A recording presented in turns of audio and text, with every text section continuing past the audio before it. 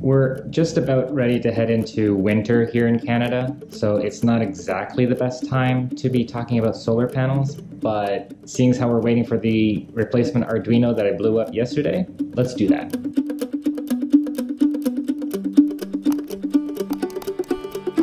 Ultimately, what I'd like to have happen is for the solar panels to either be very easily removable or for them to somehow move out of the way such that the underlying electronics are accessible. I do want the solar panels on ROVer, and because I think they're cool, and the idea of him being able to power himself all day long, in theory at least, is pretty awesome. Ideally, it would be great if they were somehow removable so that I could get access to those important circuit boards and wires when I need them. As you can see, with two panels side by side, his entire frame is basically covered up. The only way that I'm going to get access to his electronics with the solar panels in place is if, they're stacked one on top of the other, such as something like this. If I were to stack the panels 3 high, then when they extend out, so let's assume that we had them on rails such that they stack 3 high like this. The problem then is they're on rails, so they can only move laterally. So as they extend out, it would be something like that. So even in the extended position, they would still be staggered vertically, right? So it would be kind of like a step sort of display. And I don't know, it works, I don't know. Ideally, this is how I want the panels to look when they're in full extension. And this is how I want the panels to look when they're fully collapsed. Basically, as compact as possible and as extended as possible in both extremes. So the other way of achieving that, I may have mentioned this in a previous episode, is for them to fold. So for example, if there were hinges here and here, you could imagine that the panels would do something like this. I'm gonna have to play a little bit with the Makeblock components, blocks, I guess, and kind of see what fits and what works right, and kind of gain inspiration by actually doing something with my hands. So let's give it a try.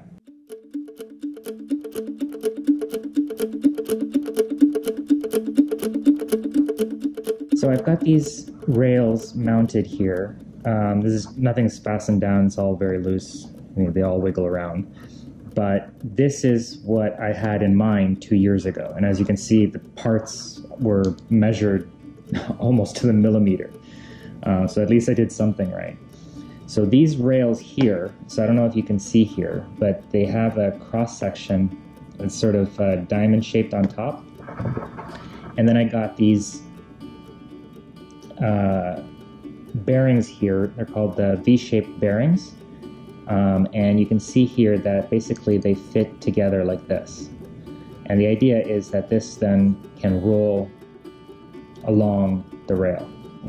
So if you can imagine that this is obviously upside down. So if this was mounted here to ROVer's chassis, and bearings like this were mounted to the rails like so, this could then roll along the rail and the result is then that the solar panels can roll along the rail like that. So I'm beginning to get a sense for what I had in mind 2 years ago, and I do see the logic in it. I'm trying to balance mechanics with aesthetics.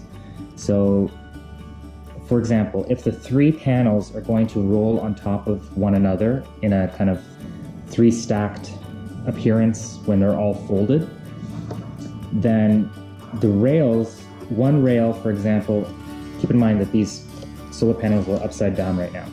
So ROVer's chassis would be here. His wheels would be even higher, right?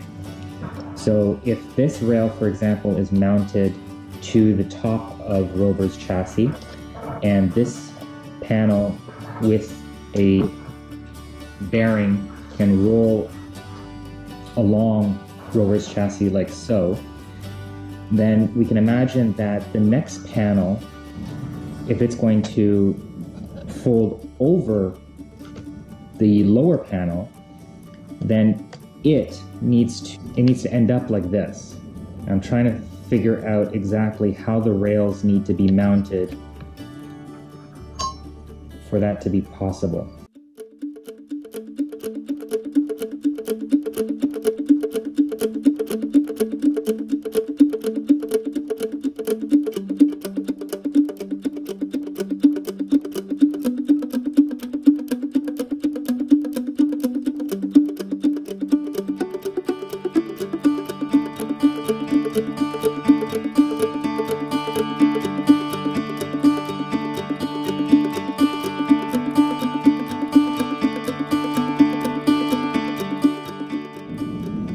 So I think I'm making slow but steady progress, with the theory at least.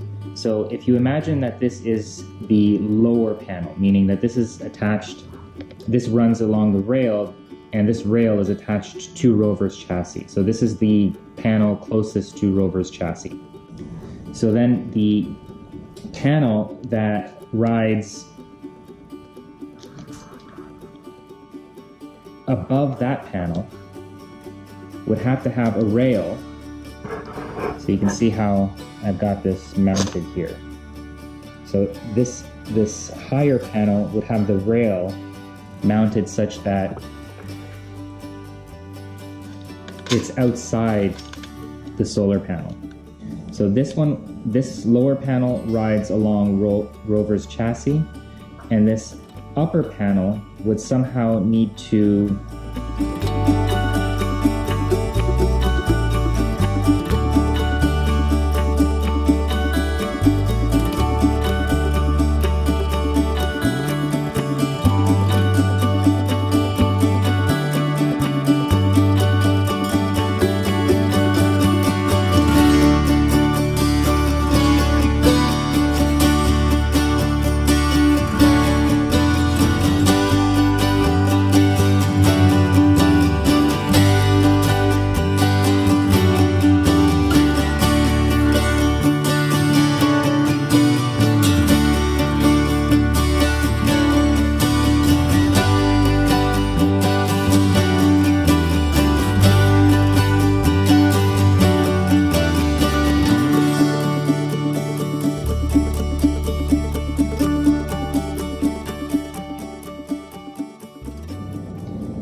Okay, so I've got an update.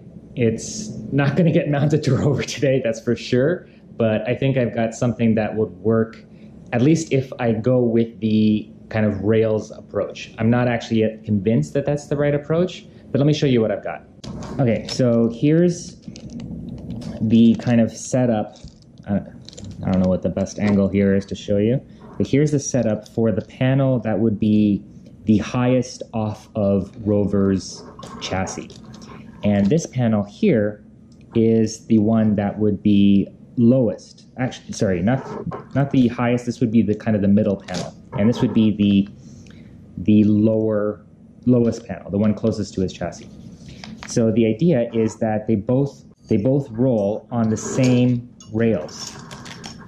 I know I mentioned a moment ago, or for you it seems like a moment ago, that I was thinking of using two different rails, but I came to realize that it's actually possible to get these to mount on one common rail, which of course would be ideal. So if you can make out how this works, so basically this is closest to ROVer's chassis, this is kind of the middle panel, the third panel would be stationary but highest above all of these three. So these are the two that need to somehow animate.